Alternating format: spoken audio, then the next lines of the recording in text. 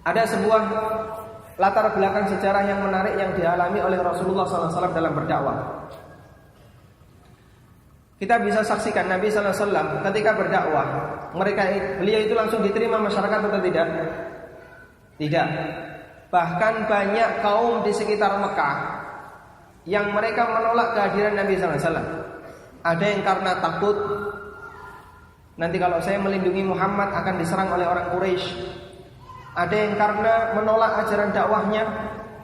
Ada yang karena latar belakang yang lainnya. Intinya banyak suku, banyak masyarakat yang mereka tidak mau menerima kedatangan Nabi Muhammad SAW.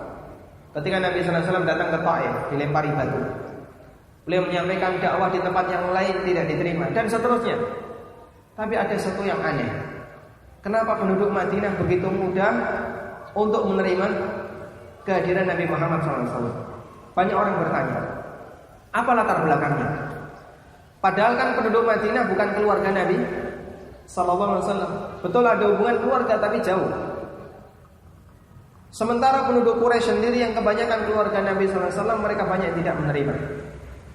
Ada sebagian ahli sejarah yang membuat analisis semacam ini. Jadi dulu sebelum Madinah itu didatangkan Nabi SAW, kota ini namanya kota apa? Yathrib. Orang Yahudi berdasarkan kitab yang mereka baca, mereka meyakini akan ada Nabi terakhir yang Nabi itu diutus oleh Allah di daerah yang banyak kebun kurmanya.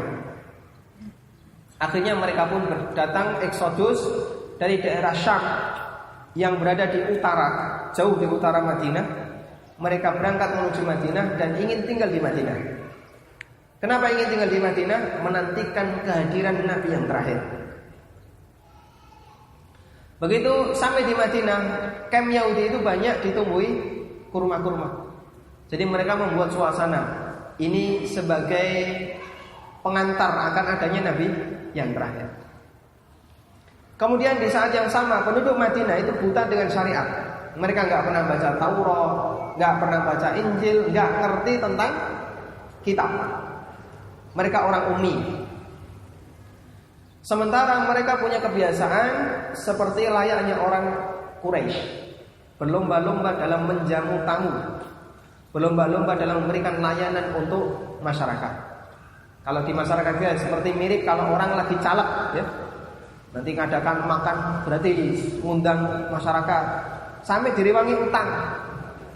Begitu nanti bubar selesai makan disangoni amplop satu-satu. Ada yang dikasih sarung, ada yang dikasih mukena dan seterusnya. Nah seperti itu karakter orang Madinah, orang Yathrib. Sehingga kepala suku kalau sudah pesta itu sampai utang kepada Yahudi dengan menggadaikan tanahnya. Maka banyak tanah kepala suku yang sedikit demi sedikit diiris lepas jatuh ke tangan orang Yahudi karena transaksi utang piutang ribawi. Kita bisa bayangkan sekian ribu dinar utangnya, jaminannya tanah, yaitu ribanya saja besar. Kalau sampai sekian tahun nggak bisa lunas, maka utang itu harus membebaskan tanahnya, sehingga tanahnya harus satu demi satu jatuh ke tangan Yahudi.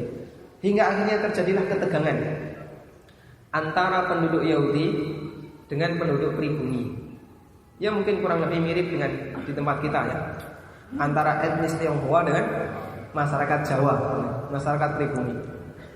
Ini etnis Tionghoa sedikit demi sedikit punya wilayah, punya tanah, bahkan di tempat-tempat strategis itu miliknya mereka. Akhirnya terkait antara masyarakat pribumi dengan orang asing. Singkat cerita, orang Yahudi itu mengancam ketika ketegangan terjadi, besok akan ada Nabi terakhir yang Nabi itu akan membela kami berperang melawan kalian. Akhirnya penduduk Madinah ketakutan. Wah gimana ini? Ada Nabi terakhir yang akan membela Yahudi. Namanya perang melawan Nabi, bisa menang gak? Pasti kalah. Sehingga baik orang Yahudi maupun orang Madinah, orang pribumi Madinah, masing-masing memperhatikan kapan kehadiran Nabi terakhir itu. Ternyata Nabi terakhir munculnya di Mekah. Harapan orang Yahudi meleset.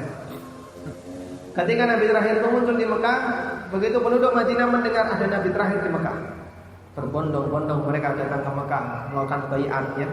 Ada baiat Aqabah Ula, baiat Aqabah Tsaniyah. Itu semangat mereka untuk merebut Nabi terakhir jatuh di tangannya, biar tidak ketangkap orang Yahudi. Sehingga dengan seperti inilah penduduk Madinah bisa mendapatkan Rasulullah SAW. Sehingga awalnya itu latar belakang politik, tapi kemudian Allah Subhanahu Wa Taala memberikan iman kepada mereka. Jadilah mereka hamba Allah yang imannya menguasai hatinya.